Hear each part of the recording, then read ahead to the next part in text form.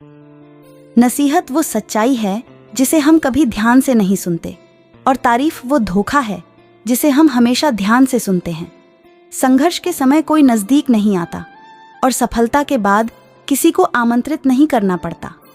जिंदगी में इतनी गलतियां न करो कि पेंसिल से पहले रबर घिस जाए, और रबर को इतना मत घिसो कि जिंदगी का पेज ही फट जाए। जीवन भावनाओं से चलता है, पर हम भावनाओं में भी कारणों को ढूंढने की कोशिश करते हैं।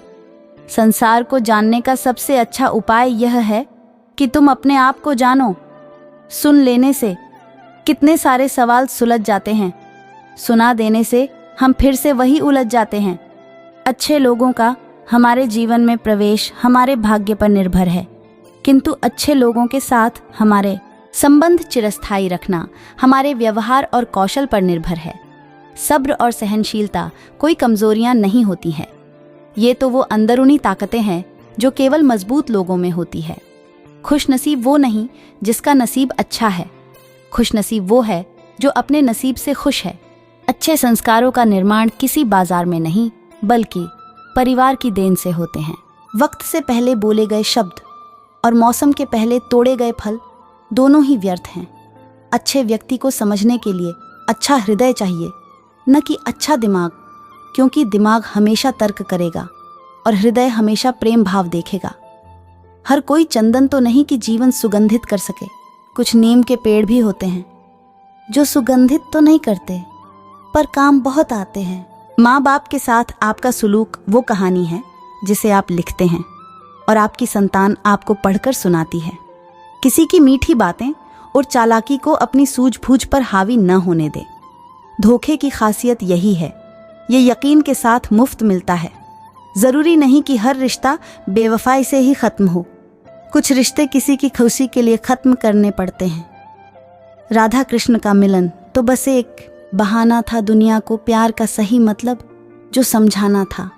जो रिश्ता हमको रुला दे उससे गहरा कोई और रिश्ता नहीं, जो रिश्ता हमको रोते हुए छोड़ दे उससे कमज़ोर कोई और रिश्ता नहीं है। जब मनुष्य को अपने धर्म पर अहंकार हो जाता है तब उसके हाथों अधर्म होने लगता है। अहंकार कभी ना करें, एक छोटा सा कंकर भी मुंह में गया हुआ निवाला बाहर निकाल सकता है। श्री कृष्ण कहते थे, प्रेम का अर्थ किसी को पाना नहीं, किंतु उसमें खो जाना है। परमात्मा के बाद इस दुनिया में अगर कोई पवित्र चीज है तो वो है प्रेम। क्या सदा मौन रहना उचित है? नहीं, इतिहास साक्षी है। संसार में अधिक विपदाएं इसलिए आई क्योंकि समय पड़ने पर मनुष्य उसका विरोध नहीं कर पाया।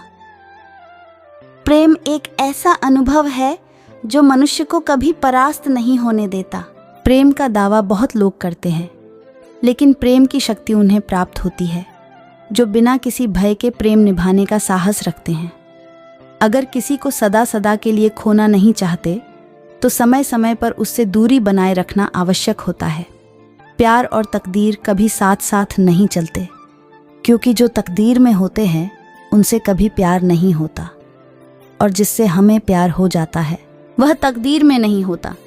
श्री कृष्ण कहते हैं, मनुष्य को जीवन में श्रेष्ठ बनने का प्रयास करना चाहिए, परंतु जीवन में हमेशा उत्तम ही रहना चाहिए। प्रेम वो नहीं इजहार किया जाए, प्रेम तो वो है जो महसूस किया जाए।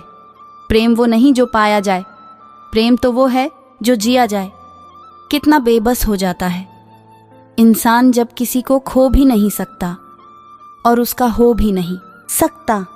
संसार तुम्हें नहीं पकड़ता, तुमने ही संसार को पकड़ा है। मकान टूट जाते हैं तो तुम रोते हो, लेकिन जब तुम चले जाओगे तो मकान से एक भी आंसू नहीं गिरेगा। मकान को कुछ फर्क नहीं पड़ता। गीता के अनुसार जीत और हार आपकी सोच पर निर्भर करती हैं। मान लो तो हार होगी और ठान लो तो जीत होगी।